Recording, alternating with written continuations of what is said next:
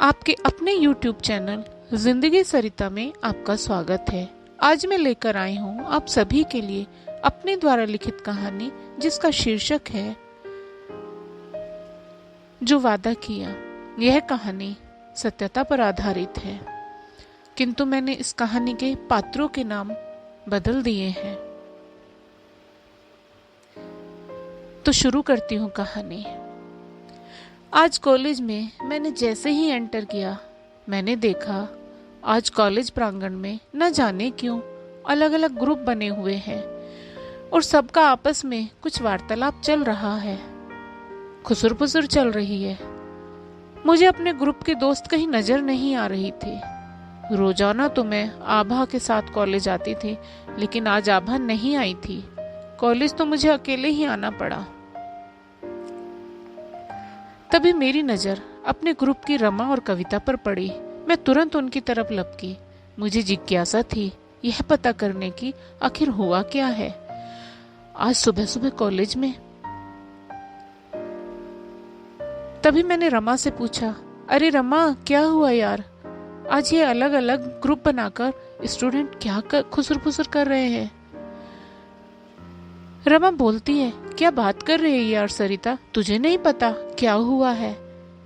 अरे बाबा, मैं अभी आई हूँ कॉलेज में, सीधे आकर तेरे पास खड़ी हुई हूँ, तो मुझे कैसे पता होगा भला? उमा बोलती है, पूरे कॉलेज में यह खबर जंगल की आग की तरह फैली हुई है।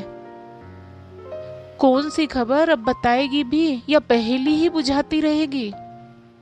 कविता यार, तू ही बता। ये रमा तो यूं ही दिमाग की दही जमाती रहेगी, सरिता ने चिढ़ते हुए कहा। रमा बोलती है, अच्छा अच्छा, नाराज मत हो बहन, मैं अभी बताती हूँ क्या हुआ है। वो बीए फाइनल ईयर में ना कमलकांत नाम का लड़का था ना। था मतलब? है बोल रमा, है। कमलकांत है, था नहीं। रमा बोलती, अरे यार सुन तो, है नहीं था। क्या मतलब? गया। रमा आसमान की तरफ इशारा करते हुए बोलती है, ऊपर गया। सरिता चौंक जाती है, कहाँ गया? देख रमा, तू ये ड्रामे मत कर, हर बात को ड्रामेटिक बना देती है। कविता कहती है, यार सरिता तू सुन तसल्ली से, रमा सही कह रही है।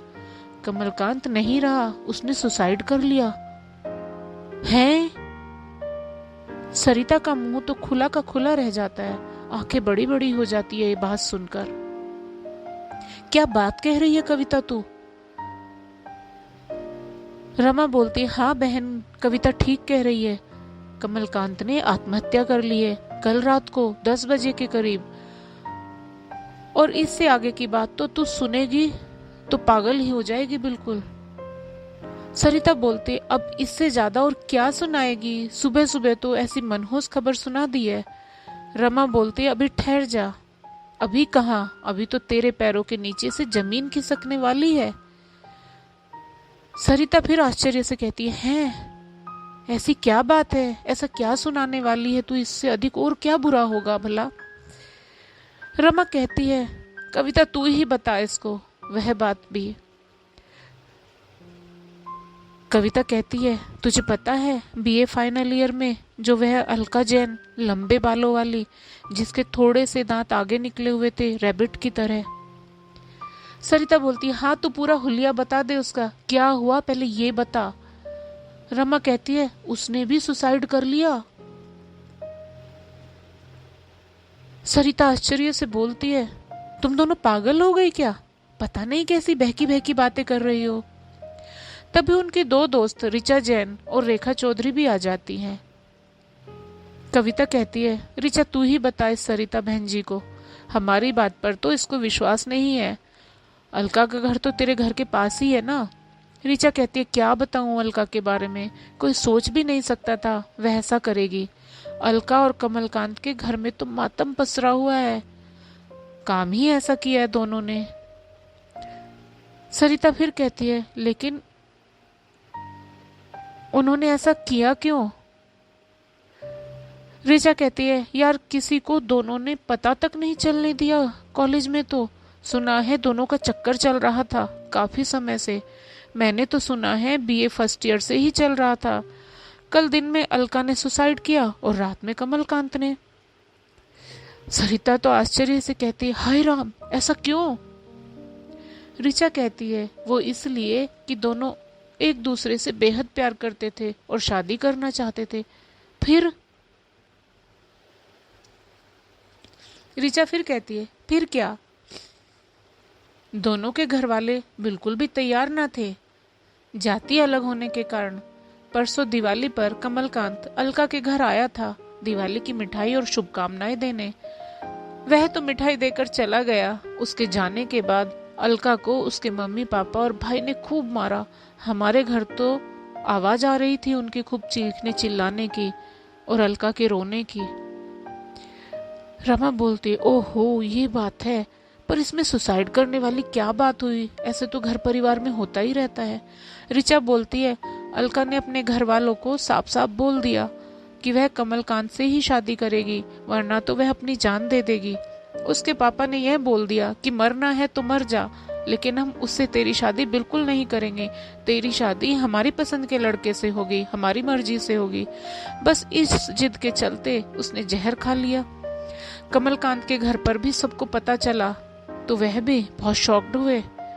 कृष्णकांत को तो पता ही नहीं, वह तो यहाँ पर था भी नहीं। वह तो अपनी बहन के यहाँ गया हुआ था भाई दूज के लिए। वहां से कल शाम 4 बजे ही आया। उसके घर वालों ने उसे कुछ नहीं बताया। पता नहीं उसको कैसे पता चला। बहन के यहाँ से आते ही अपनी मम्मी से बोलने लगा, मम्मी मुझे ऐसा लग रहा है अलका के साथ कुछ गलत हुआ है, मुझे कुछ ठीक नहीं लग रहा है। उसकी मम्मी ने यही बोला कि ऐसा कुछ नहीं है बेटा, तू सफर से आया है, थकान की वजह से तुझे ऐसा महसूस हो रहा होगा। उसके बाद कमलकांत अपनी मम्मी से यह बोलकर कि मम्मी मैं अपने कमरे में जाकर थोड़ा रेस्ट कर लेता हूँ, मुझे थकान लग रही है, कमरे में चला जाता है। रात के खाने का समय होता है तो उसकी मम्मी आवाज लगाती है उसको खाना खाने के लिए, लेकिन वह उठकर नहीं आता है। तो उसकी मम्मी आवाज लगाते हुए कमरे में चली जाती है देखने के लिए।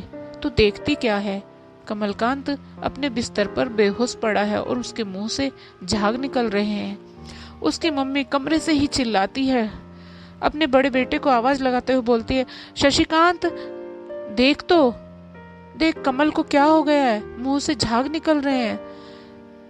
बड़ा भाई दौड़ता हुआ आता है और अपने छोटे भाई को देखते ही बोलता है, मम्मी लगता है इसने जहर खा लिया है। रमो बोलती है, हे भगवान, कमलकांत ने ऐसा क्यों किया?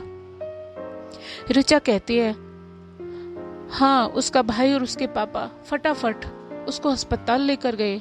डॉक्टर ने उसका चेकअप किया और ट्रीटमेंट शुरू किया। कुछ देर बाद उसको होश आया तो उसने अपने पापा और भाई से यही बोला कि आप बेकार में प्रयास कर रहे हैं मुझे बचाने का, मैं नहीं बचूंगा और ना ही मैं जीना चाहता हूँ। उसके पापा रोते हुए बोलते हैं कि बेटा तू ऐसी बात क्यों कर रहा है? कमलकांत अपने पापा को बोलता है, पापा आप लोगों ने मेरे साथ धोखा किया, आप लोगों ने मुझे नहीं बताया, अलका नहीं रही, उसने जहर खा लिया है। उसके पापा ने रोते हुए कहा, पर कमल बेटा तुझे कैसे पता चला? हम नहीं बताना चाहते थे तुझे अलका के बारे में। कमलकांत बोलता है, पापा जब मैं दीदी के यहाँ से आने के बाद अपने कमरे में आराम करने गया, मुझे ठीक तो पहले से ही नहीं लग रहा था कुछ। मैं आंख बंद करके लेटा हुआ था, तभी अलका मेरे पास आई और उसने कहा, कमल तुम झूठे हो, बेवफा हो। मैंने उससे पूछा, तुम यहाँ कैसे आई हो? तुम्हें किसी ने रोका नहीं, टोका नहीं? और मैं क्यों बेवफा हूँ? मैंने इसे क्या किया है? उसने कहा, तुमने मुझसे किया वादा तोड़ दिया, तुमने कहा था हम साथ जिएंगे, साथ मरेंगे। कमलकांत बोलता है, अलका मैं अभी भी अपने किए हुए वादे पर कायम हूँ। हम या तो साथ जिएंगे और यदि साथ नहीं जी पाए तो साथ मर जाएंगे। अलका बोलती है, कमल मैंने तो इस दुनिया को छोड़ दिया, अब तुम्हारी बारी है। मैंने तो जहर खाकर स्वयं को समाप्त कर लिया, अब तुम भी चलो मेरे साथ एक ऐसी दुनिया में जहां हम एक साथ रहेंगे, जहां कोई हमारे प्यार का दुश्मन न होगा। पापा, अलका को मैंने पकड़कर गले लगाना चाहा, लेकिन पापा मैं उसको छू भी नहीं पाया। फिर अलका मुझसे बोली कि अब तो मरने के बाद ही मैं उसको छू पाऊंगा। अलका की बात सुनकर मैंने भी अपनी जान देने का फैसला किया, और वैसे भी अलका के बगैर मैं कुछ भी नहीं। हमने पहले से लाकर रखा हुआ जहर खा लिया, क्योंकि मुझे अलका के बगैर जीना मंजूर नहीं था। उसके पापा बोलते हैं, लेकिन बेटा तेरे पास जहर आया कहाँ से? पापा, मैंने और अलका ने पहले से ही जहर लाकर रख लिया था, यह सोचकर कि यदि हमारे घर वालों ने हमारे प्यार को स्वीकार नहीं किया तो हम दोनों जहर खाकर अपनी जान दे देंगे। और पापा, अब मैं भी जा रहा हूँ। आप सब अपने इस घमंड की दुनिया में खुश रहो, मैं जा रहा हूँ अपनी अलका के पास। इतना बोलकर कमलकांत की सांसें बंद हो गई। कविता बोलती है, तुझे कैसे पता ये सब बातें रिचा? रिचा बोलती है, मेरे पापा भी पहुंच गए थे अस्पताल में। मेरे पापा कमलकांत के पापा के दोस्त हैं, उनको खबर मिली तो वह तुरंत पहुंच गए अस्पताल। फिर घर आकर मम्मी को पूरी बात बता रहे थे तो मैंने भी सुन ली उनकी बातें। और वैसे भी पुलिस पहुंच गई थी अस्पताल में, आज के न्यूज़पेपर में पूरी कहानी छपी हुई है। सरिता बोलती, हे भगवान, ऐसा करने की क्या जरूरत थी? अपने घर वालों को मनाने की कोशिश करते दोनों। ऐसे जान देने की जरूरत क्या थी उन दोनों को? उन दोनों के घर वालों के दिल पर क्या गुजर रही होगी? रिचा बोलती है, बहुत बुरा हाल है दोनों के घर वालों का, अब पछता रहे हैं। कमलकांत के घर वाले कोई जिद नहीं कर रहे थे, वह तो तैयार हो भी जाते, लेकिन अलका के पापा और भाई तैयार नहीं थे। रमा बोलती है, अब दिखा ले अपनी अकड़ जाति की। क्या मिला यह जाति का ढोल पीटकर? दोनों परिवारों ने अपनी अकड़ में अपनी प्यारी औलाद को खो दिया ना। सरिता बोलती है, लेकिन औलाद की भी तो गलती है। क्या किसी के सामने, किसी एक के सामने सब परिवार वालों का प्यार फीका पड़ गया? कविता बोलती है, पता नहीं भाई, ऐसा क्यों करते हैं लोग, जो भी हुआ गलत हुआ। फिर रेखा कहती है, लगता है आज क्लास नहीं लगेगी, आज तो पूरे दिन यही जिक्र चलता रहेगा पूरे कॉलेज में। तभी कुछ लड़के जगह जगह कॉलेज में बड़े बड़े पोस्टर लगा देते हैं जिन पर लिखा होता है, कमलकांत और अलका की प्रेम कहानी स्वर्ण अक्षरों में लिखी जाएगी कॉलेज के इतिहास में। और सब लड़के लड़कियां कमलकांत और अलका का नाम लेकर नारेबाजी कर रहे होते हैं। कुछ देर बाद अनाउंस होता है कि आज कमलकांत और अलका की आकस्मिक मृत्यु के कारण कॉलेज बंद रहेगा। आप सब छात्र 2 मिनट के लिए उन दोनों की आत्मा की शांति के लिए मौन रखें, उसके बाद अपने अपने घर वापस चले जाएं। 2 मिनट के मौन के बाद सभी छात्र कमलकांत और अलका के विषय में आपस में बात करते हुए कॉलेज से बाहर निकल रहे होते हैं। तो अंत में यही कहूंगी, अलका ने प्रेमी की ना हो पाने के कारण जान दे दी, और कमल ने अलका से किया हुआ वादा निभाने के कारण अपनी जान दे दी। पर उन माता पिता का प्यार कैसे भूल गए अलका और कमलकांत, जिन माता पिता ने उनको पाला परवरिश किया? ऐसा क्यों किया दोनों ने? माता पिता के परिवार के विषय में सोचते तो सही। ऐसा नहीं करना चाहिए था कमलकांत और अलका को। तो दोस्तों, यही कहूंगी, ना ही माता पिता को जिद पर अड़ना चाहिए और ना ही संतान को ऐसा कदम उठाना चाहिए। धन्यवाद दोस्तों।